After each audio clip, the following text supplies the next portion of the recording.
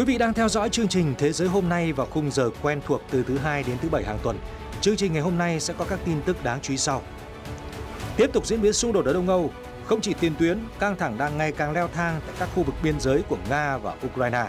Trước sự gia tăng đáng lo ngại này, Nga đã tăng cường củng cố phòng tuyến ở vùng Belgorod, phía tây đất nước giáp với Ukraine, nơi từng chứng kiến một số vụ tấn công được cho là do Ukraine tiến hành trong thời gian gần đây.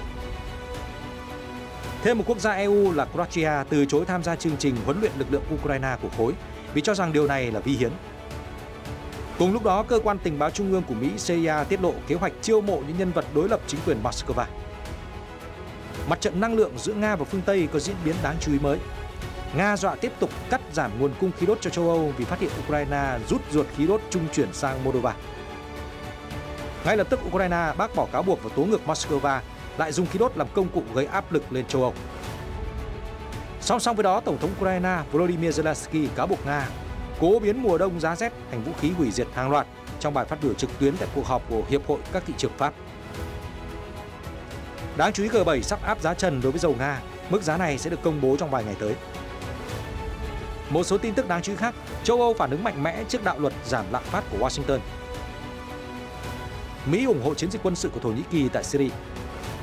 Theo yêu cầu từ Mỹ, Kosovo thông báo hoãn thi hành hình phạt đối với tài xế không đổi biển số xe trong nỗ lực xoa dịu căng thẳng với Serbia.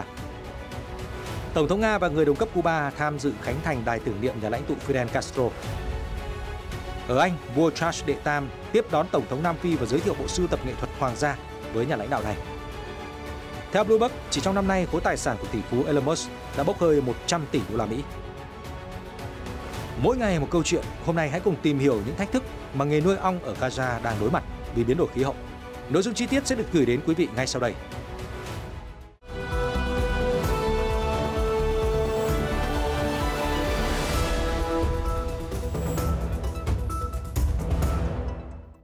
Chào mừng quý vị đến với chương trình Thế giới hôm nay ngày 23 tháng 11. Như thường lệ, phần đầu chương trình sẽ là những tin tức cập nhật về xung đột ở Đông Âu. Thưa quý vị, không chỉ tiền tuyến, tình hình tại các khu vực biên giới của cả Nga và Ukraine đều đang được đặt ở mức báo động.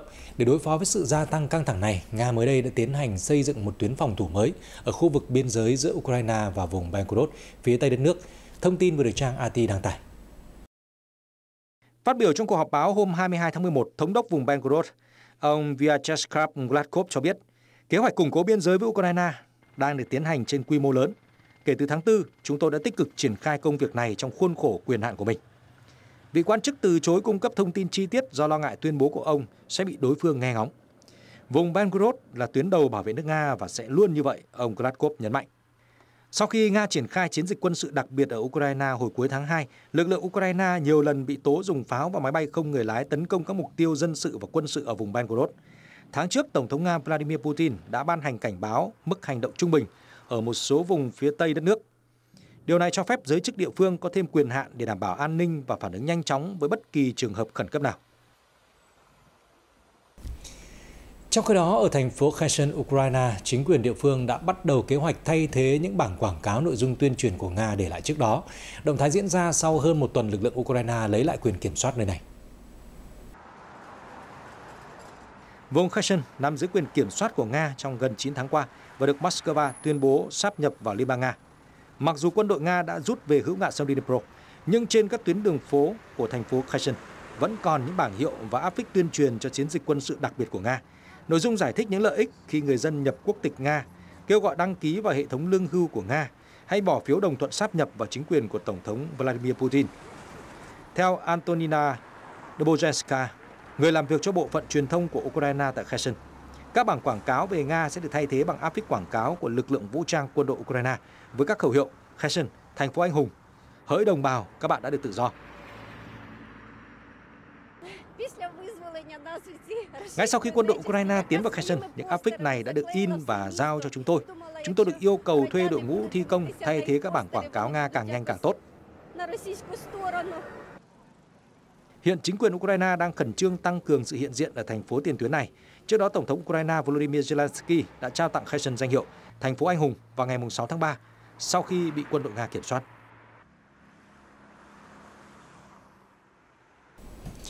Cùng ngày, Tổng thống Croatia Zoran Milanovic đã tuyên bố rằng nước này sẽ không tham gia vào chương trình huấn luyện Ukraine của Liên minh châu Âu EU vì điều này là vi hiến.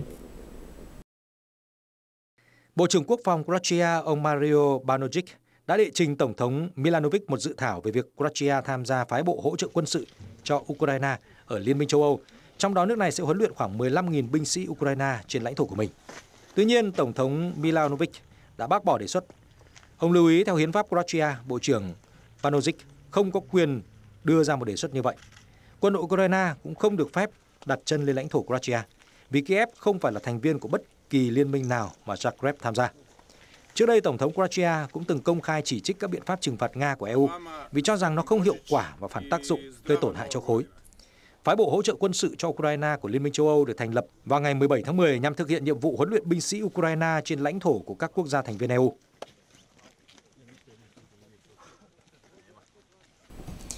Bên cạnh việc tăng cường viện trợ vũ khí cho Ukraine, Mỹ được cho là đang muốn tuyển dụng những công dân Nga không ủng hộ hoạt động quân sự đặc biệt ở Ukraine. Thông tin được Phó Giám đốc điều hành Cơ quan Tình báo Trung ương CIA của Mỹ, ông David Malloy cho biết trong một buổi meeting gần đây với các giảng viên và nhân viên của trường đại học George Mason ở bang Virginia. Tờ Washington Post dẫn lời của ông Malloy cho biết, chúng tôi đang chiêu mộ những người Nga không cùng quan điểm với Moscow về chiến dịch quân sự đặc biệt ở Ukraine. Ông Malloy cũng nhận định rằng hoạt động quân sự của Nga ở Ukraine đã khiến nước này tiêu hao lực lượng và thiết bị quân sự. Tuyên bố của Phó Giám đốc CIA được đưa ra sau khi Moscow cáo buộc phương Tây đã cố gắng tiếp cận các quan chức Nga đang làm việc ở nước ngoài để chống đối lại Tổng thống Putin. Tháng trước, Điện Kremlin đã triệu tập đại sứ Hà Lan tại Moscow để làm rõ một số việc. Mới đây, Tổng thống Ba Lan Andrzej Duda đã điện đàm với người tự nhận là nhà lãnh đạo Pháp Emmanuel Macron. Cuộc hội thoại này kéo dài 7 phút trước khi ông Duda cúp máy vì nhận ra đây là một trò chơi khăm. Văn phòng Tổng thống Ba Lan đã thừa nhận Tổng thống Duda là nạn nhân của một trò chơi khăm sau khi hai diễn viên hài người Nga Vovan và Lesus, tên thật là Vladimir Kozachov và Alexei Stoyarov, đăng tải cuộc gọi với nhà lãnh đạo lên nền tảng YouTube của Nga, tương tự như YouTube. Trong cuộc điện đàm bị chơi khăm này, Tổng thống Ba Lan Andrzej Duda nói, hãy tin tôi không buộc tội người Nga, tôi không muốn chiến tranh với Nga. Theo nhà lãnh đạo, sự leo thang giữa NATO và Nga sẽ không mang lại lợi ích nào cho Ba Lan hay liên minh quân sự do Mỹ dẫn đầu. Hôm 15 tháng 11, một tên lửa đã rơi xuống thị trấn Pregodo, miền đông Ba Lan, đã khiến cho 2 người thiệt mạng.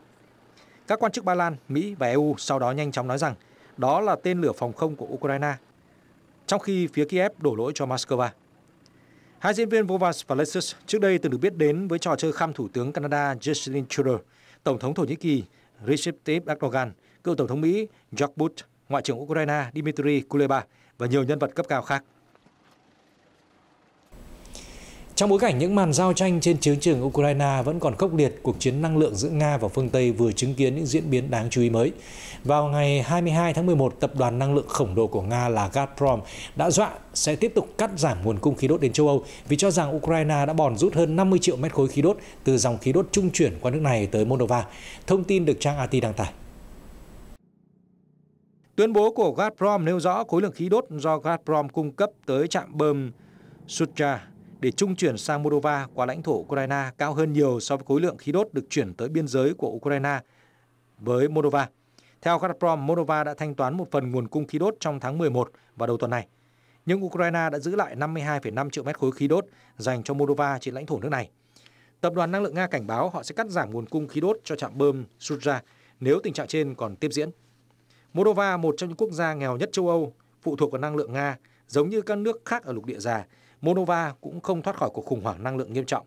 Sau khi Nga cắt giảm 40% nguồn cung, cùng với đó là giá năng lượng tăng gấp 10 lần trong năm qua và lạm phát tăng cao kỷ lục.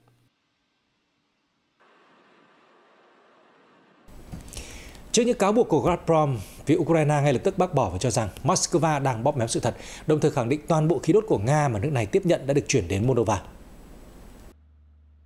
Reuters dẫn tuyên bố của nhà điều hành hệ thống truyền dẫn khí đốt của Ukraine nêu rõ, đây không phải là lần đầu tiên Nga sử dụng khí đốt như một công cụ chính trị để hạn chế nguồn cung cho châu Âu.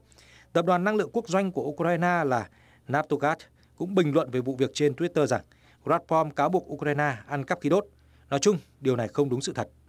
Trước đó một ngày, Tổng thống Moldova cảnh báo nước này sẽ trải qua một mùa đông khắc nghiệt khi nguồn cung khí đốt và điện đang dần cạn kiệt.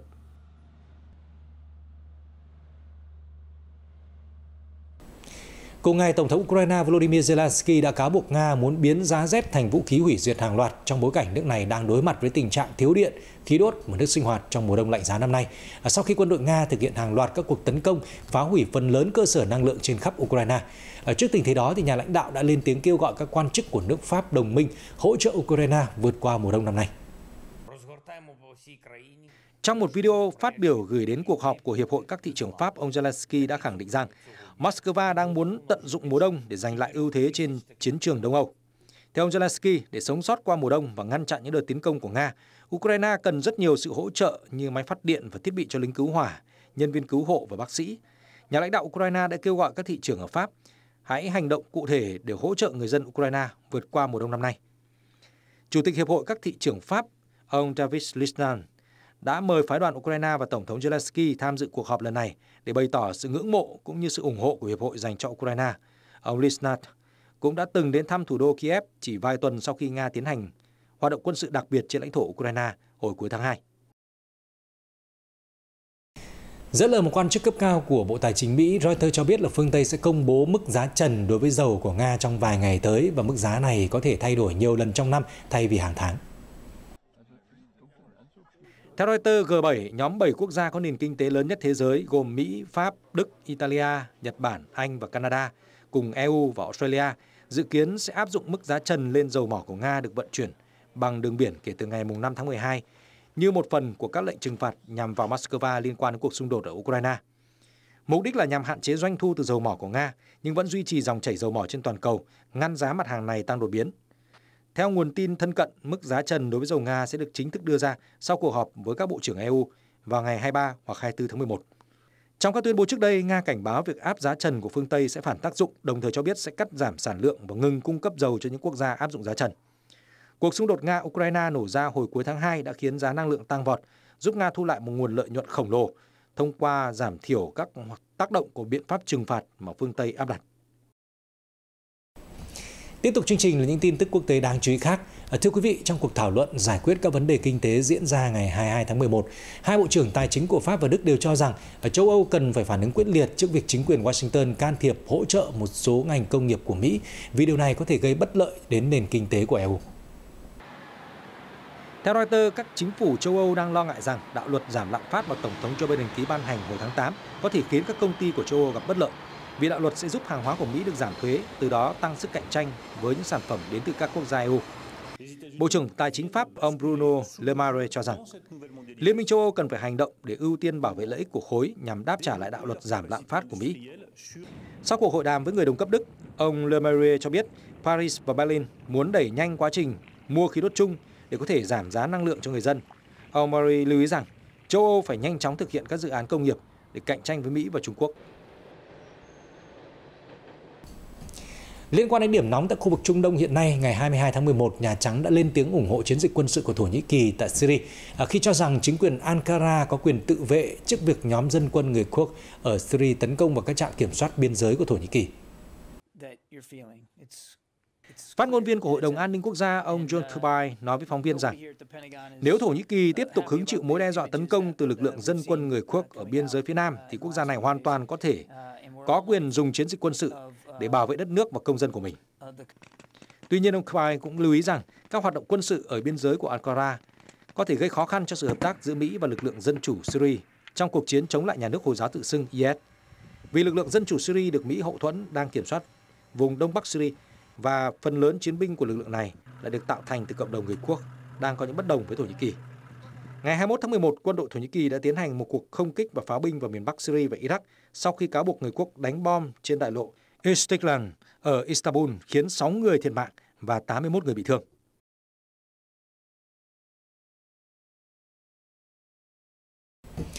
Trong khi đó, tranh cãi đổi biển số xe giữa Serbia và Kosovo tiếp tục là vấn đề được cộng đồng quốc tế quan tâm khi sự việc này có thể làm bùng phát một cuộc xung đột bạo lực. Trong động thái mới đây, Kosovo cho biết là sẽ hoãn thi hành các hình phạt đối với những chủ phương tiện mang biển số xe cũ được cấp dưới thời nơi này, còn là một phần của Serbia. Thông tin được Reuters đăng tải. Trao đổi với các phóng viên, nhà lãnh đạo Kosovo Albin Kurti nói: "Tôi đã hội thoại rất lâu với đại sứ Mỹ để tìm ra giải pháp cho những tranh cãi hiện nay, nhưng không đe dọa đến nền hòa bình và sự ổn định của đất nước." Theo ông Kurti, Việc hoãn thi hành các hình phạt, những trường hợp không biển đổi số xe thêm 48 giờ sẽ cho phép các bên có thêm thời gian xem xét tình hình. Reuters cho biết khoảng 50.000 người Serbi sống ở Kosovo đã phản đối kế hoạch đổi biển số xe. Họ không công nhận chính quyền Pristina và vẫn coi mình là một phần của Serbia. Bình luận về quyết định mới nhất của Kosovo, Tổng thống Serbia Aleksandar Vučić chia sẻ trên Twitter rằng ông rất vui khi được làm việc với EU và Mỹ về những tranh chấp ở Kosovo trong 2 ngày tới. Trước đó một ngày, nhà lãnh đạo của Kosovo và Serbia đã tham gia cuộc đàm phán ở Bruxelles, Bỉ do Liên minh châu Âu làm trung gian. Nhưng sau 8 giờ đàm thoại, cả hai không đạt được thỏa thuận. Đại diện cấp cao của EU phụ trách chính sách an ninh và đối ngoại ông Josep Borrell sau đó cảnh báo căng thẳng Kosovo-Serbia có thể leo thang thành xung đột bạo lực. Đại sứ Mỹ tại Kosovo Jeffrey Hovenier cũng bày tỏ lo ngại rằng tranh cãi biển số xe có thể dẫn đến một cuộc khủng hoảng trong khu vực. Cùng chuyển sang các thông tin nổi bật khác trên thế giới, mới đây Chủ tịch Cuba Miguel Díaz-Canel đã có chuyến đi đến Nga. Trong khuôn khổ chuyến thăm, nhà lãnh đạo đã tham dự lễ khánh thành đài tưởng niệm lãnh tụ Cuba Fidel Castro ở quảng trường phía bắc Moscow. Theo Reuters, thì đài tưởng niệm này là minh chứng cho tình hữu nghị bền chặt giữa Moscow và Havana trong bối cảnh hai nước đang chịu những lệnh trừng phạt của Mỹ. Lễ khánh thành đài tưởng niệm lãnh tụ Fidel Castro diễn ra trong ngày 22 tháng 11 theo giờ địa phương. Tổng thống Nga Vladimir Putin cùng một số quan chức chính phủ cũng có mặt tại sự kiện này. Ở Cuba không có đài tưởng niệm cho lãnh tụ Castro, bởi đó là ý nguyện của nhà lãnh đạo. Tuy nhiên, Tổng thống Vladimir Putin cho rằng Nga và Cuba cần tiếp tục thúc đẩy mối quan hệ trên nền tảng vững chắc được thiết lập giữa lãnh tụ Castro và các nhà lãnh đạo Liên Xô.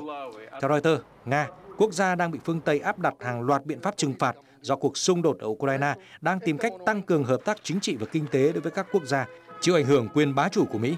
Trong đó, Cuba bị Mỹ cấm vận kể từ năm 1962 sau cuộc cách mạng do lãnh tụ Castro lãnh đạo. Reuters đưa tin hôm qua 22 tháng 11, vua Charles đệ tam của Anh đã chủ trì cuộc gặp cấp nhà nước đầu tiên trên cương vị là người đứng đầu hoàng gia khi tiếp đón Tổng thống Nam Phi Cyril Ramaphosa tại cung điện Buckingham. Tổng thống Nam Phi Ramaphosa đã được vua Charles và vương hậu Camilla mời đến xem triển lãm các tác phẩm nghệ thuật nằm trong bộ sưu tập của Hoàng gia Anh liên quan đến Nam Phi, cùng những bức ảnh về chuyến thăm của các thành viên Hoàng gia đến quốc gia ở cực Nam châu Phi, đặc biệt là cuộc gặp gỡ của cố nữ vương Elizabeth và cố Tổng thống Nelson Mandela. Buổi đón tiếp còn có sự hiện diện của vợ chồng thân vương xứ Wales, William Catherine cùng các quan chức và chức sắc Nam Phi. Tổng thống Ramaphosa dự kiến sẽ có chuyến thăm tu viện Westminster để đặt vòng hoa lên mộ chiến sĩ vô danh và bia tưởng niệm cố Tổng thống Nam Phi Nelson Mandela. Ông cũng sẽ có bài phát biểu trước Quốc hội Anh và Thủ tướng Rishi Sunak. Một thông tin buồn đối với tỷ phú Elon Musk, mới đây hãng truyền thông Bloomberg báo cáo rằng khối tài sản của nhà tài phiệt này đã sụt giảm hơn 100 tỷ đô la Mỹ chỉ trong năm 2022. Đây là mức sụt giảm tài sản mạnh nhất của các tỷ phú mà Bloomberg từng ghi nhận được. Hiện nay giá trị tài sản ròng của ông chủ Tesla chỉ còn 169,8 tỷ đô la Mỹ. Tuy nhiên, con số này vẫn giúp ông Elon Musk duy trì được vị trí người giàu nhất hành tinh. Phần lớn tài sản của vị tỷ phú này nằm trong cổ phần sở hữu Tesla. Vì vậy, khi công ty này đối mặt với những thách thức như chi phí nguyên liệu thô tăng cao, chuỗi cung ứng bị gián đoạn và thị trường tiêu thụ lớn nhất là Trung Quốc đang bị phong tỏa nghiêm ngặt, đã khiến cho tài sản của Elon Musk sụt giảm nghiêm trọng. Mới đây, hãng Tesla còn mắc lỗi đèn hậu và phải thu hồi hơn 300.000 chiếc xe điện. Sau vụ thu hồi sản phẩm, giá trị cổ phiếu của Tesla đã giảm 6,8% vào cuối phiên giao dịch ngày 21 tháng 11. Chỉ tính riêng trong năm 2022, cổ phiếu của Tesla đã giảm hơn một nửa giá trị so với năm 2021. Nhà tài phiệt Elon Musk nắm giữ gần 15% cổ phần của Tesla và sự sụt giảm cổ phiếu đã khiến tài sản của ông mất đi khoảng 8,6 tỷ đô la chỉ trong một ngày. Phần cuối chương trình ngày hôm nay thì hãy cùng tìm hiểu về nghề nuôi ong lấy mật của người dân ở Dải Gaza, vốn đang đối mặt với thách thức lớn khi thời tiết cực đoan đang làm giảm số lượng đàn ong và chất lượng mật thu hoạch. Câu chuyện này cũng sẽ là lời chào tạm biệt của chúng tôi trong chương trình ngày hôm nay. Cảm ơn quý vị đã quan tâm theo dõi. Đây có thể là một mùa nuôi ong tồi tệ nhất đối với nông dân ở Dải Gaza trong suốt 15 năm qua. Không phải mưa bom bão đạn mà chính những diễn biến thời tiết thất thường đang khiến cho nghề nuôi ong đối mặt với nhiều khó khăn. Nhiệt độ tăng cao và môi trường kiếm ăn thay đổi khiến số lượng ong chết tăng cao. Năm nay là năm tồi tệ nhất với nghề nuôi ong ở Gaza. Rất nhiều ong đã chết và chúng tôi không thể làm gì.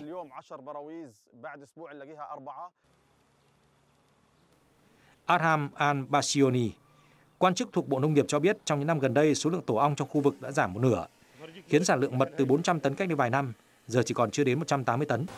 Bên cạnh đó, những người nuôi ong cũng bị mất đất nông nghiệp do việc mở rộng biên giới. những cuộc chiến kéo dài ảnh hưởng đến việc nhập khẩu trang thiết bị phục vụ nghề nuôi ong.